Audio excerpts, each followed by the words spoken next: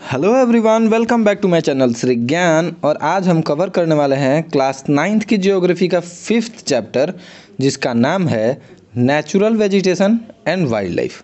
Natural vegetation and wild life में हम पढ़ने वाले हैं कि हमारे देश में किस किस प्रकार की लकड़ियाँ, किस किस प्रकार की जीव जंतु पाए जाते हैं। तो चलिए शुरू करते हैं। अगर आप हमारे चैनल पर नए हैं तो प्लीज़ चैनल को सब्सक्राइब कीजिए और अपने फ्रेंड्स के साथ शेयर करिए ताकि वो भी इस क्लास का फ्री में फ़ायदा उठा पाएँ। तो अब लेट्स बिगिन द चैप्टर। देखिए, भारत के अलग अलग जगहों पर अलग अलग टाइप्स के ट्रीज़ मिलते हैं। ठीक है, कहीं पे बांस होता है, कहीं नहीं होता है। राजस्थान में आप कहीं बांस के पेड़ नहीं देखेंगे, गुजरात में शायद। ठीक है, बट राजस्थान में तो मैंने कहीं भी नहीं देखा है। जबकि आप खेजरली के और जो सांगड़ी के पौधे हैं वो आसाम में कहीं आपको देखने को नहीं मिलेंगे। तो इसी तरह से अलग अलग जगह पे अलग अलग तरह की झाड़ियाँ और घास होती है, और साथ ही साथ अलग अलग तरह के बर्ड्स भी होती हैं। जैसे कि राजस्थान में मोर देखने को मिलता है, पिकॉक, बट वो आसाम में नहीं देखने को मिलता है। ठीक है, आसाम में एक बर्ड देखने को मिलती है जिसका नाम है, जो बर्ड है किंगफिशर। क्या नाम है उसका? किंगफिशर। तो आई होप कि मैंने तो ये बर्ड बहुत कम जगहों पर देखा है।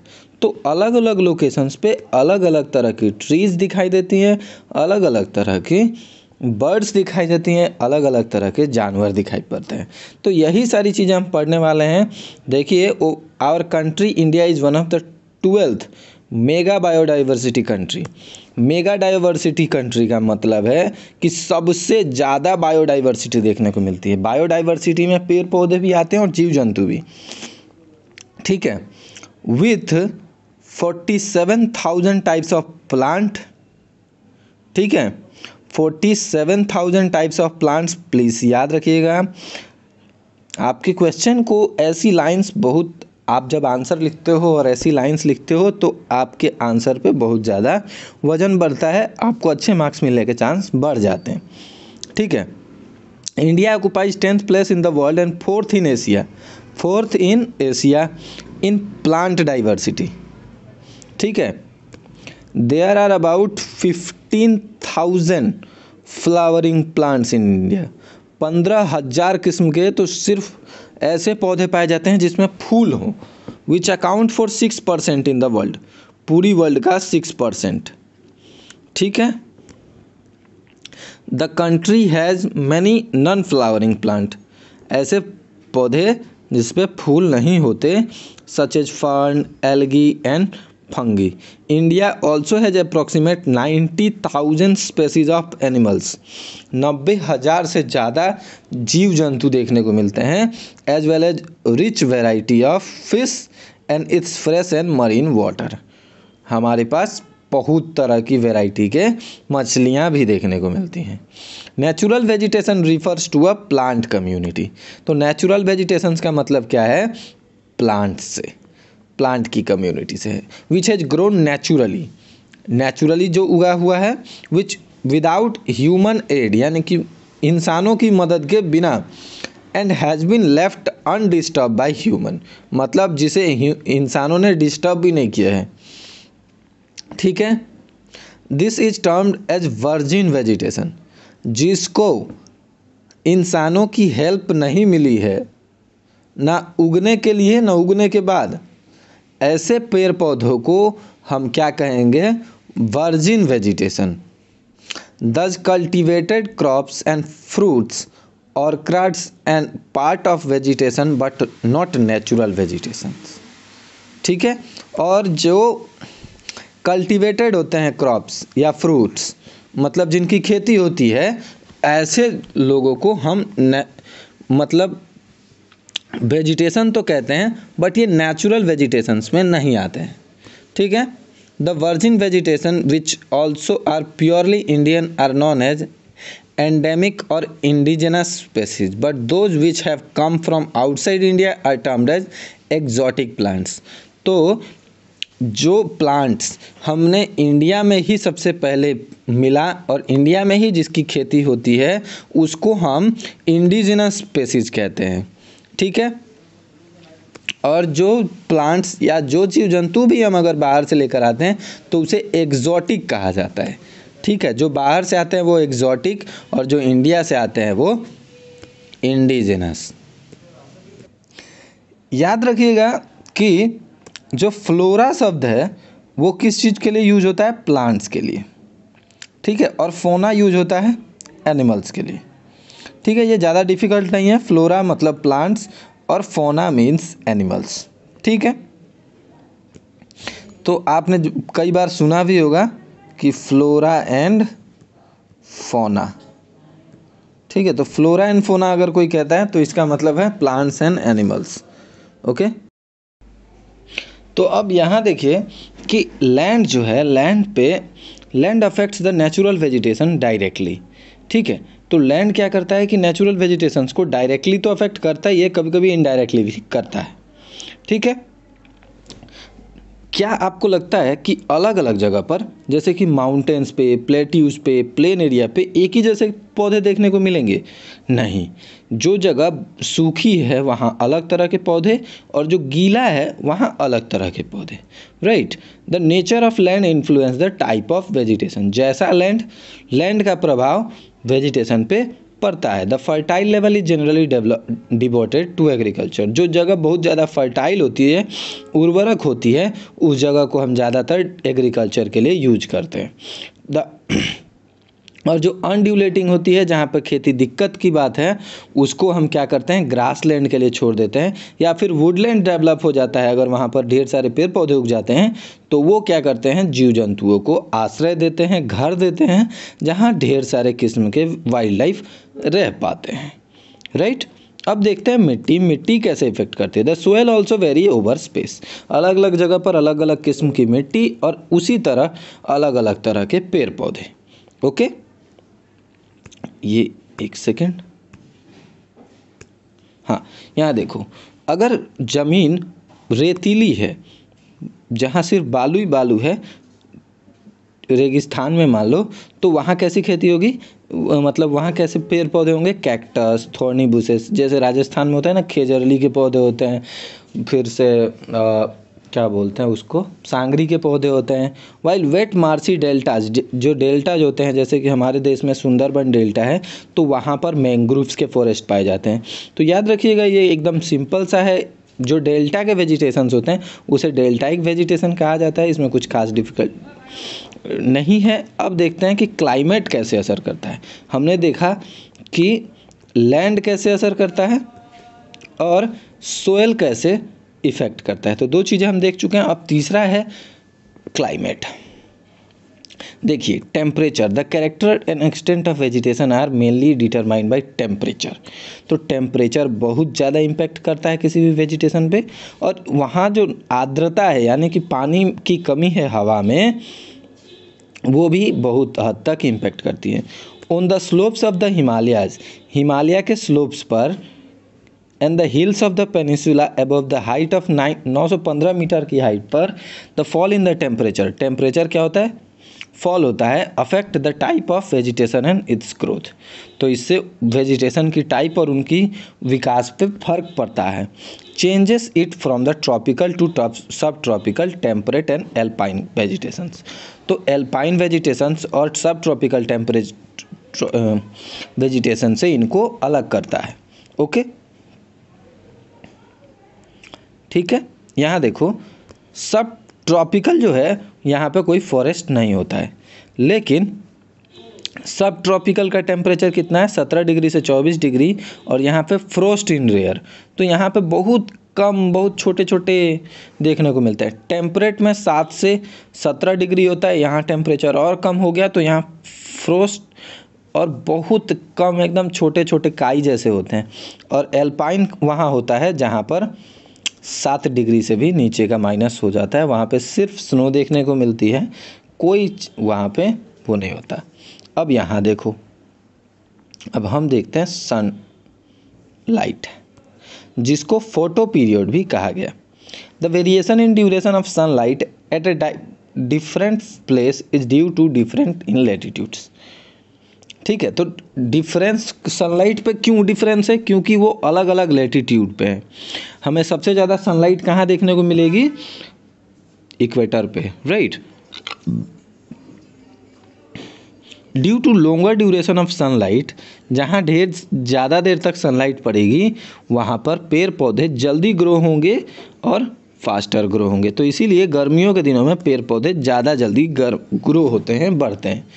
ठीक है। Southern slopes in Himalayan region, southern slopes of Himalayan region covered with thick vegetation, मतलब ढेर सारे पेड़ पौधे वहाँ होते हैं। Cover as compare to northern slopes of the same hills, उसी हिल के जो नॉर्दर्न हिल्स हैं वहाँ पर कम होते हैं वेजिटेशंस। तो क्यों होते हैं सोच के बताइएगा। हम थोड़ा आगे बढ़ते हैं। पर्सिपिटेशन से क्या होता है? पर्सिपिटेशन एक ऐसा प्रोसेस है जो रेनफॉल को क्रिएट करता है। इतना सिंपल सा सब बात समझिए। अब आगे बढ़ते हैं। In India almost the entire rainfall is brought in by the advance south west moon. तो मॉनसून में आता है रेनफॉल और जून से सितंबर के बीच आता है। And retreating north east monsoons area of heavy rainfalls have more dense vegetation, बहुत ज़्यादा जहाँ बारिश होती है वहीं ज़्यादा घने जंगल देखने को मिलते हैं। ठीक है। Western slopes of the Western Ghats cover with thick forest. ठीक है। Have you ever thought as to why forests are important for human beings? जंगल क्यों हमारे लिए इम्पॉर्टेंट है ये हम एक बार ऑलरेडी देख चुके हैं, जिसमें हमने फॉरेस्ट सोसाइटी एंड कॉलोनियलिज्म पढ़ा था हिस्ट्री में। ठीक है। Forest are renewable resource and play a major role in enhancing the quality of environment. तो जंगल क्या करते हैं? सबसे पहले तो वो ढेर सारे जीव जंतुओं को अपना घर बनाने का मौका देते हैं। साथ ही साथ जो हम हवा लेते हैं, ऑक्सीजन लेते हैं, उसकी क्वालिटी को इम्प्रूव करता है, फ्रेश करता है। ठीक है। तो एनवायरनमेंट की क्वालिटी को एनहांस करने के लिए भी फॉरेस्ट ज़रूरी है। They modify local climate, local climate को मॉडिफाई करता है, कंट्रोल करता है मिट्टी की कटाव को। जब नदियाँ या पानी बरसात का आता है तो जहाँ पेड़ पौधे ज़्यादा होते हैं वहाँ की मिट्टी कम बहती है। ठीक है। रेगुलेट स्ट्रीम फ्लो, यानी कि कोई कहीं से अगर मान लो कुछ पानी बह रहा है तो उसको रेगुलेट करता है, कंट्रोल करता है पेड़ पौधे। Support a variety of industries, देखो बहुत सारी वेराइटी के इंडस्ट्रीज को भी सपोर्ट करता है, जैसे कि प्लाईवुड इंडस्ट्री है, पेपर इंडस्ट्री है, राइट। मेडिसिनल जितने भी इंडस्ट्रीज़ हैं। Provide livelihood for many communities, बहुत सारे ऐसे जनजाति हैं जो जंगलों में ही रहती हैं और उस पर हमने ऑलरेडी हिस्ट्री के क्लास में पढ़ा है। आप वो चैप्टर भी देख सकते हैं। उसका चैप्टर का नाम है फॉरेस्ट सोसाइटी एंड कॉलोनियलिज्म, जिसमें फॉरेस्ट की कम्युनिटीज़ पर डिस्कस किया गया है।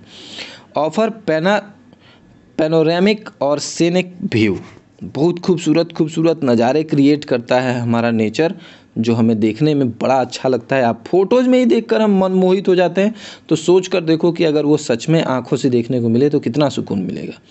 दे कंट्रोल विंड फोर्स, जब हवाएं तेज़ चलती हैं तो ये उसे बैरियर का काम करते हैं, उसे स्लो करने का काम करते हैं। ठीक है। ये टेम्परेचर अगर बहुत ज़्यादा बढ़े तो उसे भी कंट्रोल करते हैं और ये बारिश लाने में भी मदद करते हैं। ठीक है। They provide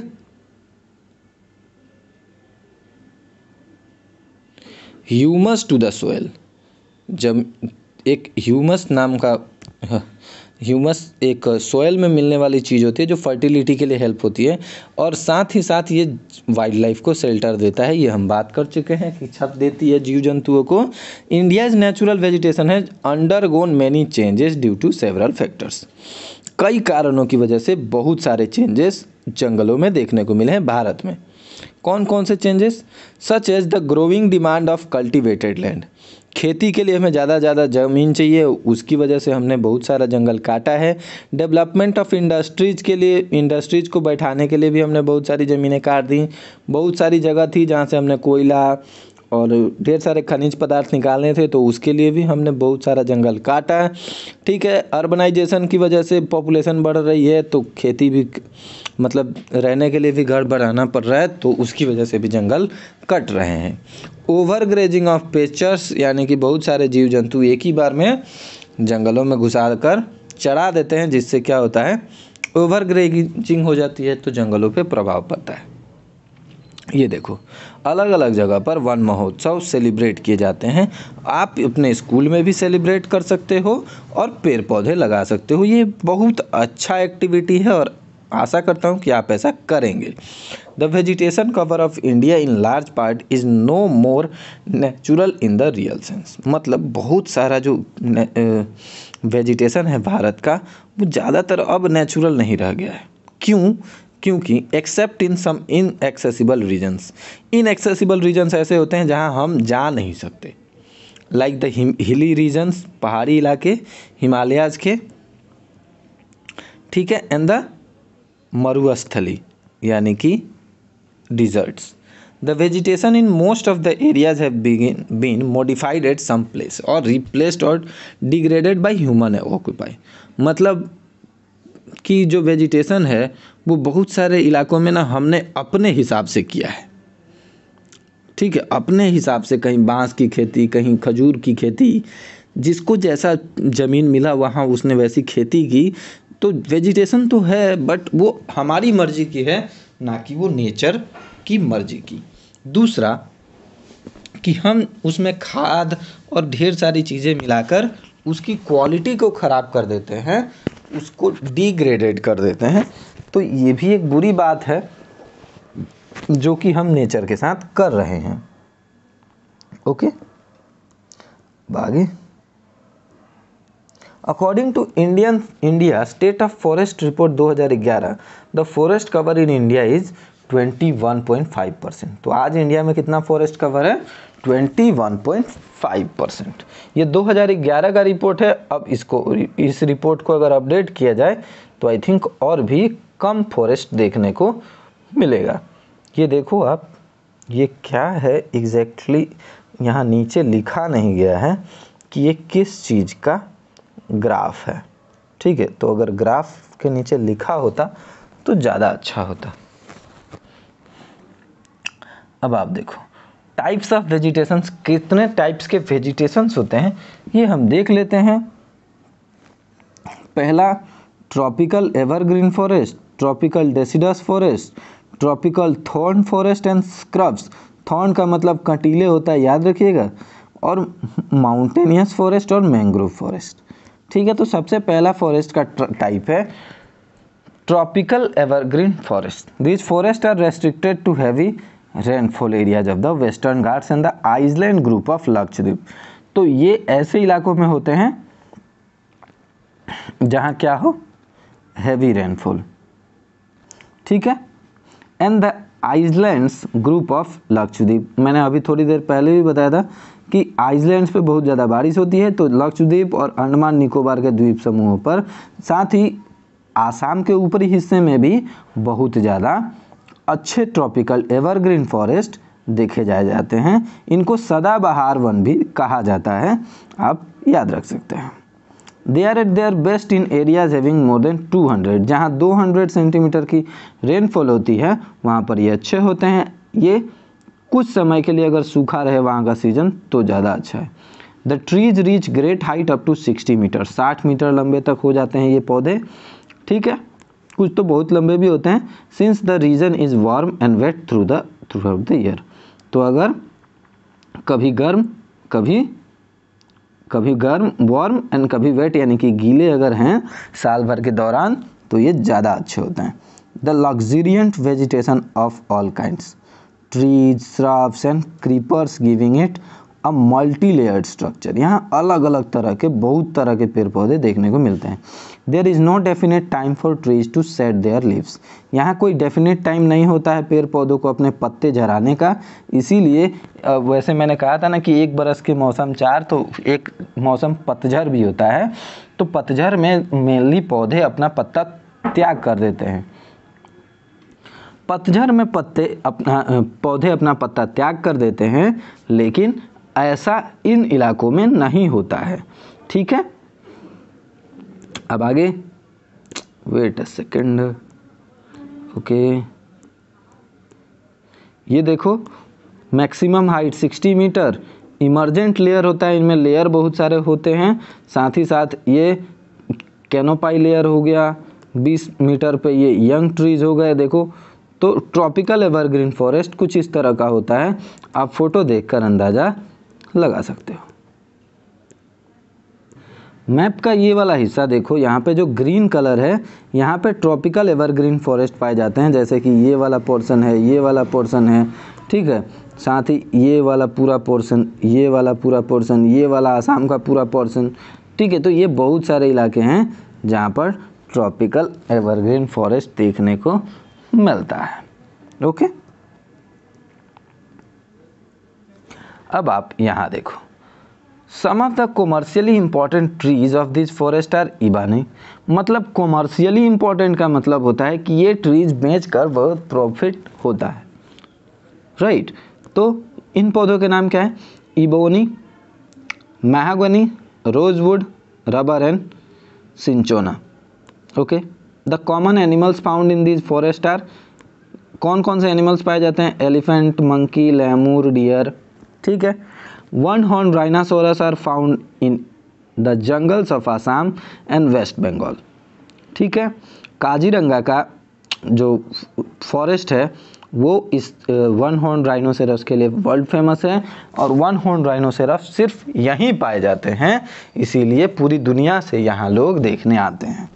okay, beside these animals plenty of birds, यानी कि ढेर सारी बर्ड्स, चमगादड़, sloths, scorpions and snails are found in this jungle. Snails मतलब वो क्या बोलते हैं उसको, मतलब एक स्नेल की, एक सेकंड में फ़ोटो ही बना देता हूँ, मतलब ऐसा होता है ना, ऐसा होता है स्नेल, देखा होगा शायद आपने, वो हल्का सा बस उसका चमड़ी निकली होती है बाहर और एक मोटे से खोल में वो छुपा रहता है, उसको शंख देखा होगा ना आपने, आई होप आप समझ जाओगे। These are the most widespread forest of India. They are also called monsoon forest. इनको monsoon forest भी कहा जाता है क्योंकि इनको बारिश ज़्यादा लगती है। And spread over the region receiving rainfall between, मतलब ये ऐसी जगह पे फैलते हैं जहाँ 200 से 70 सेंटीमीटर तक बारिश हो, इससे कम बारिश में इनका काम नहीं चलेगा। Trees of this forest type shed their leaves for about 6 to 8 weeks in the dry summer. गर्मियों के मौसम में ये 6 से 8 सप्ताह के लिए अपना पत्ता त्याग कर देती हैं, अपने पत्ते गिरा देती हैं। On the basis of availability of water this forest are further divided into moist and dry deciduous, ठीक है। तो पानी की अवेलेबिलिटी के ऊपर इन फॉरेस्ट को 4 भागों में डिवाइड किया गया है। Further divided into moist and dry deciduous, नहीं 2 भागों में, मोइस्ट और dry deciduous. The former is found in areas receiving rainfall between 200 and 100 centimeter. Okay, this forest exists therefore mostly in the eastern part of the country. तो eastern parts में ये पाया जाता है हमारे देश के, और नॉर्थ ईस्टर्न पार्ट्स पे ज़्यादा देखने को मिलता है। नॉर्थ ईस्टर्न पार्ट्स में कौन कौन से स्टेट्स हैं वो देख लेते हैं। थोड़ा सा फुटहिल पड़ जाता है हिमालय का, झारखंड, वेस्ट उड़ीसा, छत्तीसगढ़, ऐसी जगहों पर देखने को मिलते हैं। On the eastern slope of the Western Ghat teak, एक टीक जो है ये पौधा है, एक तरह का पेड़ है जो कि बहुत ही डोमिनेटिंग स्पेसीज है, ये बहुत ज़्यादा देखने को मिलता है वेस्टर्न घाट्स के फॉरेस्ट में, ठीक है।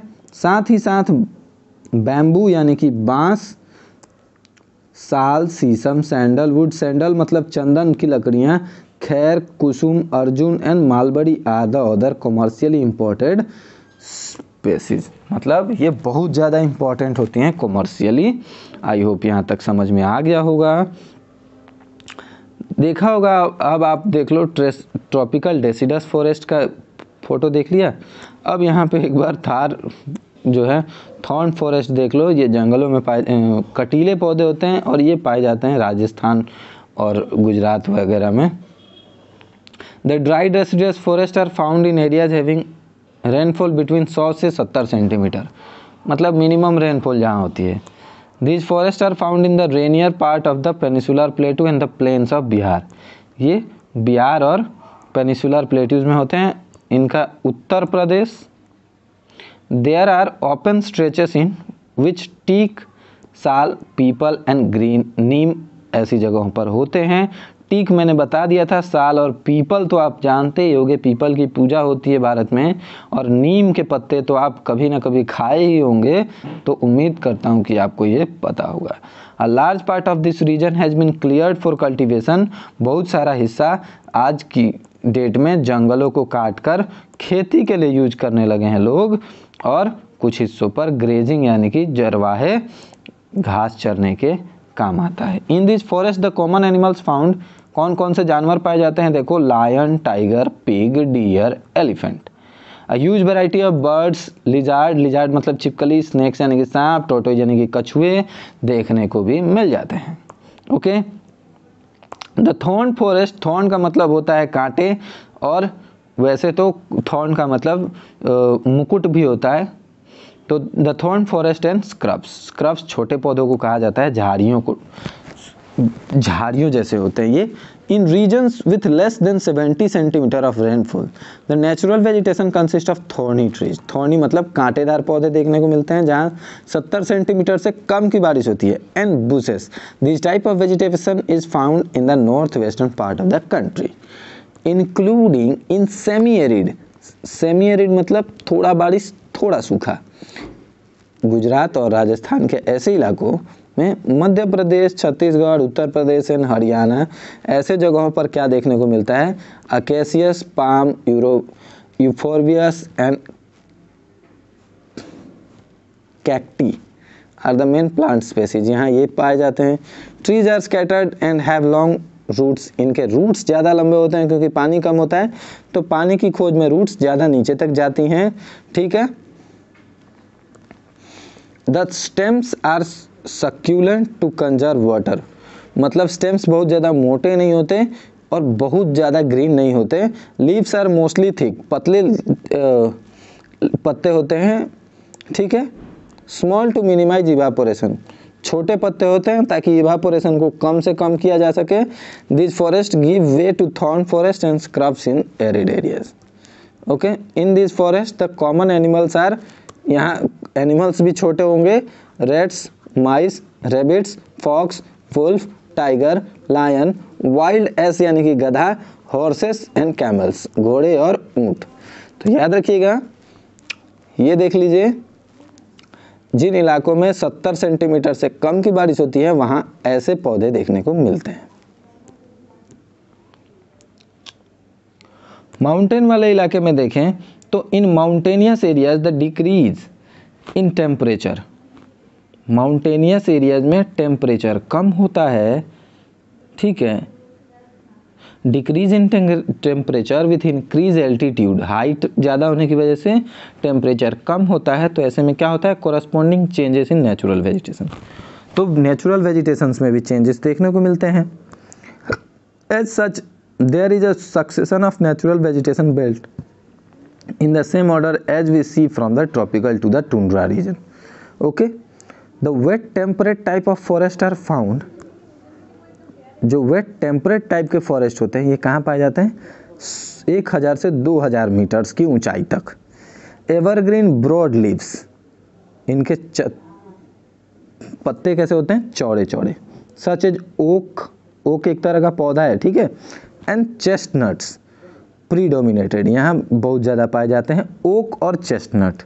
बिटवीन 1500 से 3000 सेंटीमीटर यानी कि हाइट बढ़ने पर टेम्परेट फॉरेस्ट में कौन कौन से पौधे पाए जाते हैं, ये देखो, कॉनिफेरस ट्रीज। ठीक है, coniferous trees like pine, deodar, silver fir, spruce and cedar are found.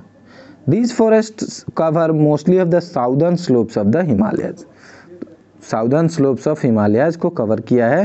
Place having high altitude, बहुत ऊंचाई पर हैं, high altitude in southern and north east India. ठीक है, at higher elevation temperate grasslands are common, तो higher elevation पे temperate grassland common होता है। High altitude generally more than 30,600 metres above the sea level, temperate forest and grassland give way to the alpine vegetation, तो यहाँ alpine vegetation पाया जाता है कहाँ, 3600 मीटर की हाइट पर। Silver fir, junipers, pines and the birches common trees of this forest. However, they get progressively stunted as they approach the snow line. क्यों? क्योंकि ये स्नो लाइन को अप्रोच करते हैं, इसके ऊपर स्नो जमने लगती है। ठीक है, ये देखो,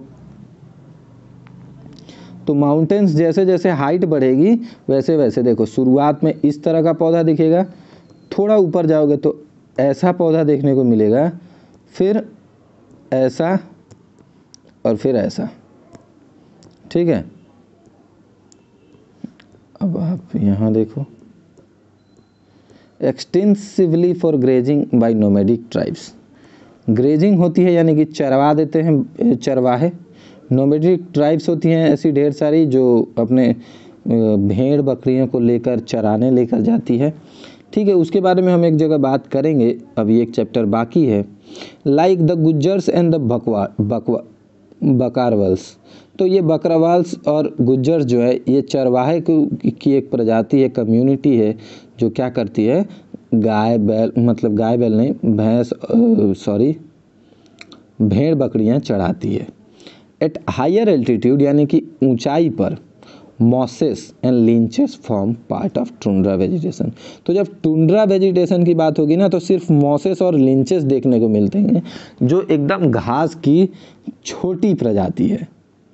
the most common animals found, ऐसी जगहों पर सबसे कॉमन क्या पाया जाता है, Kashmiri stag, spotted deer, wild sheeps, jacks, rabbit, Tibetan antelope, yak, snow leopard, squirrels, shaggy horn wild ibex, bear and rare real panda, red panda, sheeps and goats with thick hairs. तो sheeps and goats पाई जाती हैं जिनके बहुत ज़्यादा भेड़ होते हैं ना, तो उनके ऊन निकलता है, तो भेड़ से ऊन निकालते हैं तो उनका अगर वुल मोटा नहीं होगा तो कैसे होगा फिर, तो इसीलिए उनके थिक हेयर होते हैं, उनके जो बाल हैं, रोए हैं, वो बहुत थिक होते हैं। मैंग्रोव फॉरेस्ट देख लेते हैं। मैंग्रोव फॉरेस्ट वैसे तो डेल्टाइक फॉरेस्ट वेजिटेशन का एक एग्जाम्पल है। The mangrove tidal forest are found in the areas of coast. समुद्री किनारों पर पाया जाता है। इन्फ्लुएंस्ड बाई टाइड्स, टाइड्स मतलब समुद्री लहरों के प्रभाव से। मड यानी कि कीचड़ और स्टिल get accumulated on such coast. Dense mangrove are the common varieties with roots of the plant submerged under water. तो इसके जो पानी के अंदर जो जड़ें होती हैं ना, वो आपस में एक दूसरे के साथ मिली जुली रहती हैं। The deltas of the Ganga, Ganga जो डेल्टा बनाती है, the Mahanadi, the Krishna, Godavari and the Kaveri are covered by such vegetation. तो ये जितनी भी नदियां हैं ये डेल्टा बनाती हैं और इनके डेल्टाज पर ये डेल्टाविक वेजिटेशन देखने को मिल जाता है।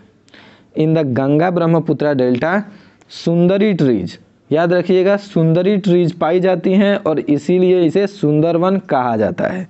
ये काफ़ी ड्यूरेबल होती हैं और हार्ड होती हैं। ड्यूरेबल मतलब लंबे समय तक चल सकती हैं। पाम, कोकोनट, क्योरा, अगर ये भी पाए जाते हैं। ठीक है, रॉयल बंगाल टाइगर इस इलाके का सबसे फेमस एनिमल है और साथ ही साथ कुछ कछुए, मगरमच्छ, घड़ियाल और सांप इस इलाकों में ज़्यादा अच्छे से पाए जाते हैं। ठीक है, तो आई होप कि आपको यहाँ तक समझ में आ गया होगा। इससे अगले पार्ट में हम आगे की कवर करेंगे। तब तक के लिए आप पढ़ते रहिए, बढ़ते रहिए। मिलते हैं आपसे नेक्स्ट पार्ट में। Keep studying, keep growing, have a great day.